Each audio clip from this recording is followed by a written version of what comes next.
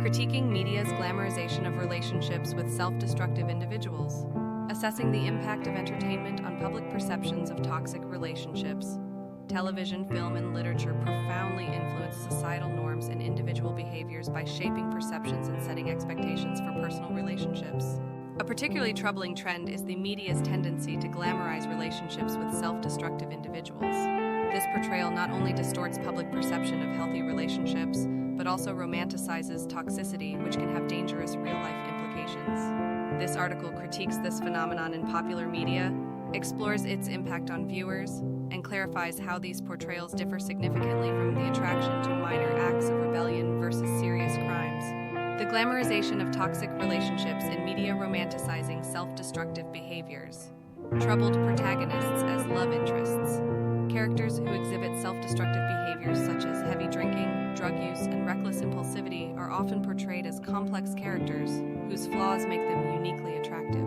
For instance, Don Draper from Mad Men or Sherlock Holmes and Sherlock display significant self-destructive tendencies that are depicted as integral to their genius and allure. Conflict as a catalyst for passion. Media often suggests that high levels of emotional turmoil and conflict are synonymous with deep passion and love. Shows like Gossip Girl and movies like Twilight depict tumultuous relationships that are fraught with issues as the most passionate, thus setting a misleading benchmark for what romantic engagement should look like. Normalization of unhealthy relationship dynamics. The cycle of redemption. Television and films frequently show self-destructive characters finding redemption through love, which perpetuates the idea that enough love and patience can change someone's harmful behavior.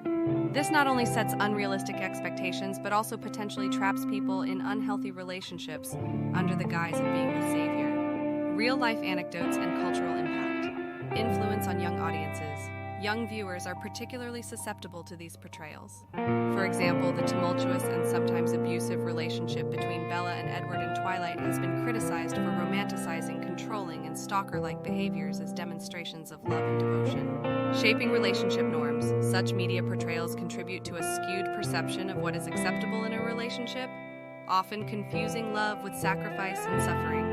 The normalization of these dynamics can lead to young adults accepting and perpetuating these unhealthy patterns in their own relationships. The difference between minor acts of rebellion and serious crimes. Attraction to minor acts of rebellion. Nature of the acts. Minor acts of rebellion, such as petty theft, casual drug use, or minor legal infractions, are often portrayed with a certain charm and minimal consequences. These acts are depicted as signs of a free spirit or minor faults that make a character interesting but not dangerous. Impact on perception. While these representations might romanticize a carefree or rebellious lifestyle, they generally don't carry the same severe implications for relationship dynamics as relationships involving serious crimes or profound self-destructive behaviors. The stakes are lower, and the consequences are less dire, both in media portrayals and potentially in real-life imitations. Glamorizing serious criminal behavior.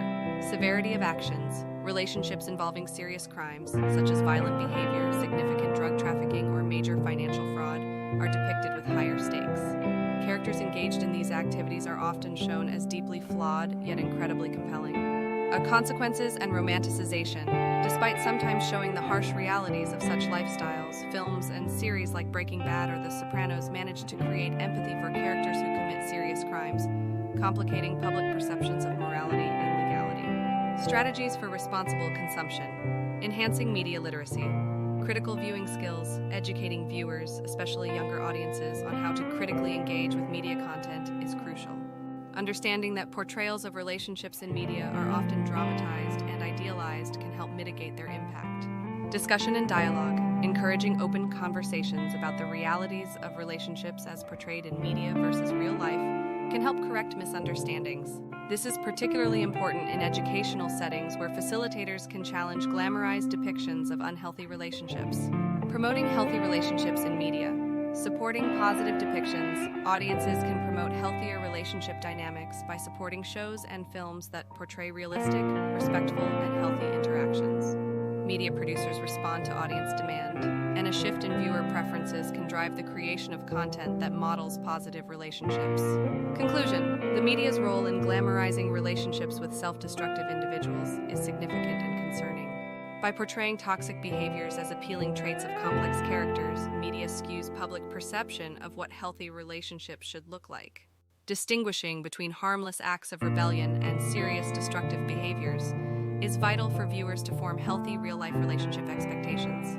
As consumers of media, fostering a critical eye towards these portrayals and advocating for more authentic and positive representations